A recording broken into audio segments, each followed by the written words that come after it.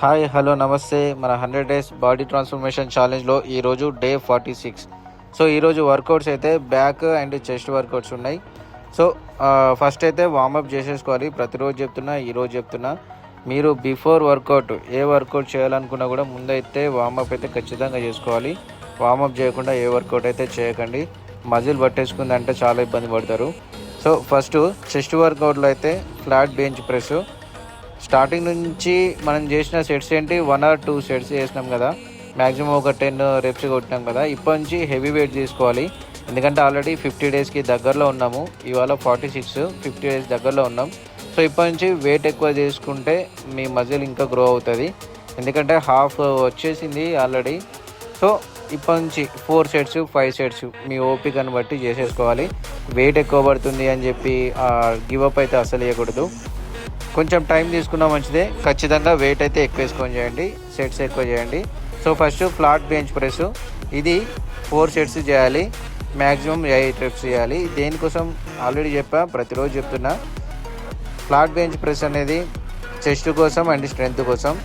So ఇదైతే ఒక 10 reps maximum చేయాలి, 4 sets.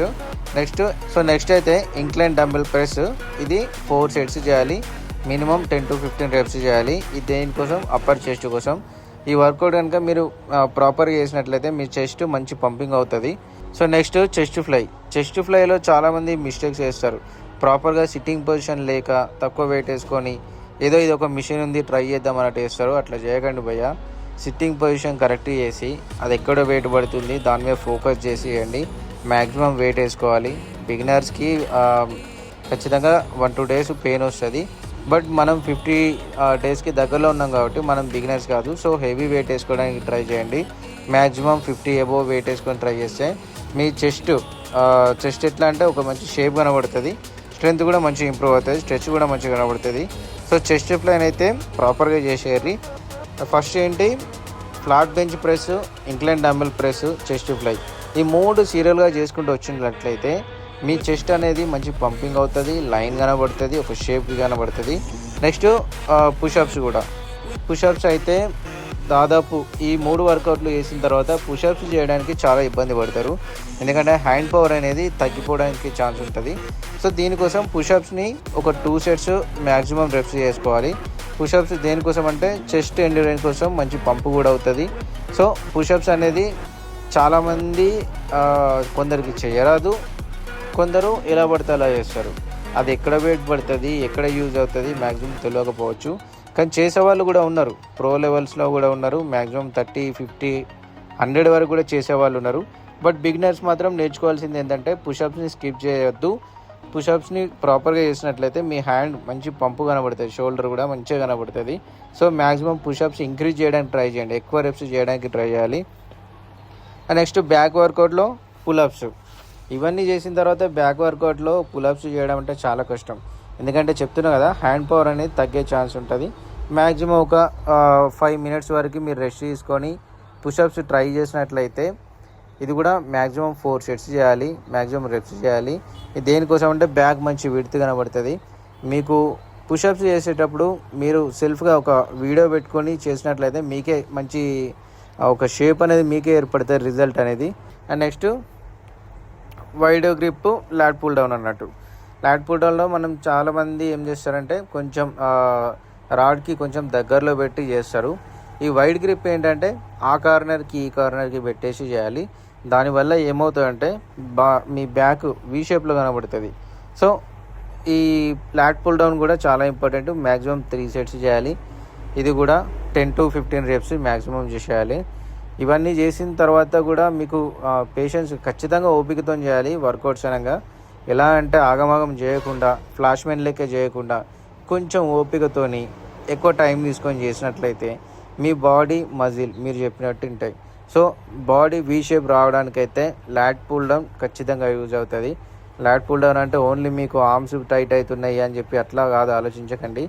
బాడీ వీ షేప్ వస్తుంది. And next seated cable row కూడా దేనికోసం అంటే మిడిల్ బ్యాక్ కోసం. సో ఈ మిడిల్ బ్యాక్ అనేది ఏంటి, మీకు షోల్డర్కి కింద అంటే మన నడుముకి పైన. సో ఈ మిడిల్ బ్యాక్ అనేది మీకు చాలా మజిల్ అక్కడ చాలా ఇంప్రూవ్ అవుతుంది, మజిల్ పెరుగుతుంది, మీ బాడీ కూడా పెరుగుతుంది.